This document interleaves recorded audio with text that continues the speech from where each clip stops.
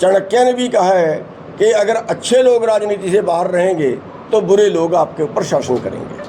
अगर गठबंधन नहीं होगा फिर जितनी सीटों पे हम ज़्यादा से ज़्यादा लड़ पाएंगे।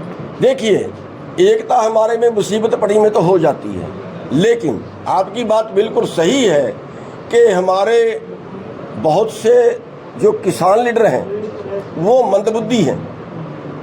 अब आप मेरी बात बड़ी अटपटी लगेगी, मंदबुद्धि का मतलब ये है कि वो कहते हैं नहीं, किसानों को राजनीति में नहीं आना चाहिए। सर छोटू राम किसान राजनीति में ना आते तो क्या कर पाते? चौधरी चरण सिंह राजनीति में ना आते तो क्या कर पाते? अंबेडकर साहब राजनीति में ना आते तो क्या कर पाते? गुरु गोविंद सिंह जी ने यहाँ तक कहा है, राज बिना ना धर्म चले हैं। यानी मंदबुद्धि में इसलिए कहता हूँ उनको, वो या तो किसी पार्टियों के दलाल हैं और या किसान के दुश्मन है कि किसान, वो चाहते ही नहीं कि किसान उभरे। अगर किसान उभरे तो उनकी कहीं जो उनकी चौधर है वो खत्म ना हो जाए। मेरा एक सवाल ये है कि जो अभी कुछ दिन पहले नायब सिंह सैनी मुख्यमंत्री ने ये घोषणा की 9 फसलों की एमएसपी की, तो मैं ये जानना चाह रहा था कि आप मुख्य चेहरा हो किसान आंदोलन का, किसानों का। आपको पता है कि 14 फसलें जो पहले से एमएसपी हरियाणा के अंदर, उसमें सूरजमुखी भी थी, आपके साथ मारपीट हुई, आपको जेल में डाल दिया गया। तो आपको लगता नहीं है कि इस पे आपका ये कहना कि हम उसका स्वागत करते हैं, तो किस तरह से देखते हो आप इस चीज़? ये आपने सवाल पहले भी किया था ना, मैंने नहीं किया। देखिए, जो भी अच्छा काम करेगा, अगर हमारा दुश्मन भी कोई अच्छा काम करता है और अगर हम इंसान हैं तो हमें उसको अच्छा कहना चाहिए। जो गलत करता है, अगर अपना मित्र भी करता है तो उसको गलत कहना चाहिए। जहाँ तक आपने सवाल किया कि उसका स्वागत किया, उनका धन्यवाद किया, अगर वो अच्छा काम करेंगे तो हम फिर भी धन्यवाद करेंगे। लेकिन उसके साथ साथ हमने उनको ये भी कहा है कि आपने अभी कानून नहीं बनाया है, ये केवल घोषणा की है, इसको कानून तो बना दो विधानसभा में रख के।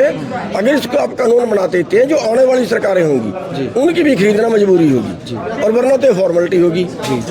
और रही लठ खाने वाली बात, लठ तो हमने खूब खाए हैं, पीछे भी खाए हैं, उसके पहले बथेरे खाए हैं, लेकिन वो इसी काम के लिए थे, एमएसपी की मांग के लिए।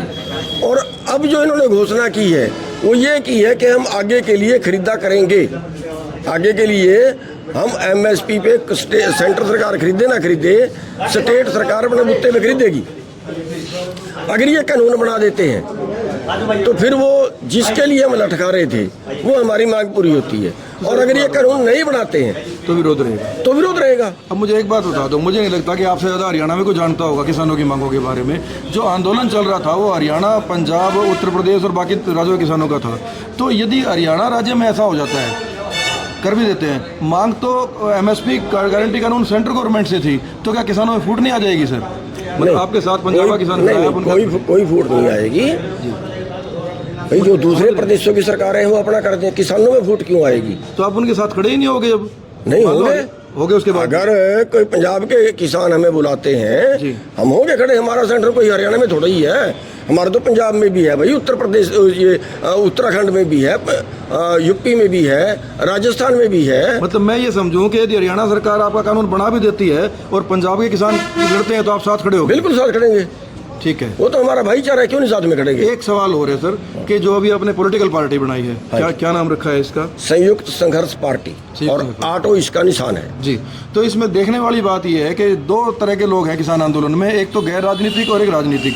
तो मैं ये जानना चाह रहा था कि आपने पार्टी जो बनाई है अभी, जो आपकी विचारधारा के आदमी है किसान आंदोलन में, कि जैसे मैं देख रहा था एक आज़ाद पालवा का मैंने बयान सुना था, एक लड़की है सिक्किम से, मुझे नहीं पता आपके संगठन से है, आपके संगठन से नहीं है क्योंकि मैं बाहर से आया हूँ। तो मैं ये जानना चाह रहा हूँ कि आपने उनको भी अप्रोच किया है कि आप हमारे साथ आओगे या मिलके लड़ोगे या कोई मामला? अभी तक अप्रोच नहीं किया है जी। और क्योंकि अलग अलग संगठनों में काम कर रहे हैं जी। अभी तो हमने अपने संगठन का किया है, लेकिन दूसरे संगठनों को भी हम साथ लेके चलेंगे। राजनीति में दूसरे संगठनों को भी ऐसे लेके चलेंगे जैसे हमने किसान आंदोलन में सभी। मतलब उनसे बातचीत की जाएगी जैसे किसान आंदोलन में सबको इकट्ठा किया था, उसकी भी सबसे पहल हम ही ने की थी। जी जी जी जी। शायद लोगों को इस चीज़ का नहीं पता है। जो पीछे आंदोलन हुआ उसमें सबसे पहले हरियाणा के 17 संगठन हमने इकट्ठे किए थे। बिल्कुल याद है। और फिर जो एसकेएम बना था जी, वो भी सबसे पहले पहल हमारी ही थी जी, समझ गए। ऐसे ही इसमें भी की जाएगी, लेकिन इसमें 2 धारा के लोग हैं। एक धारा वो है जो कहते हैं अराजनीतिक रहेंगे, क्लियर है। वो सबसे बड़ा पाप कर रहे हैं, गुमराह कर रहे हैं किसानों को। ठीक है, राजनीति के बिना सुधार हो ही नहीं सकता। इसमें तो इतनी बात है सर कि जो राजनीति चाहते हैं, राजनीति के रास्ते से रास्ता जाते हैं आपकी तरह से, उनको अप्रोच किया जाएगा, चाहे वो किसी भी संगठन के उनको हो। अप्रोच किया जाए। उनको किया। इसमें एक बात और रहती है सर, आप लेट हो रहे हो, कि एक दो लीडर इस तरह के हैं जो अलग अलग पॉलिटिकल पार्टी में हैं, लेकिन किसान आंदोलन में फ्रंट पे रहे हैं। जैसे अभी अन्नू लड़की आई हुई थी, अन्नू सूरा, देखिए उसमें क्या करोगे कि यदि वो खड़ी है? नहीं, तो वो जो लोग थे वो अपने स्वार्थ में आए थे कि हमको राजनीति करनी है, किसानों की वोट उसने चाहिए। तो पार्टी बदली है सर, जेजेपी में थी, वो किसान आंदोलन के चलते दूसरी पार्टी में गई अरे है। वही तो कह रहा हूँ। जेजेपी सरकार से मिल गई तो उसने किसानों के समर्थन में पार्टी छोड़ दी थी और वो चली गई इनेलो में।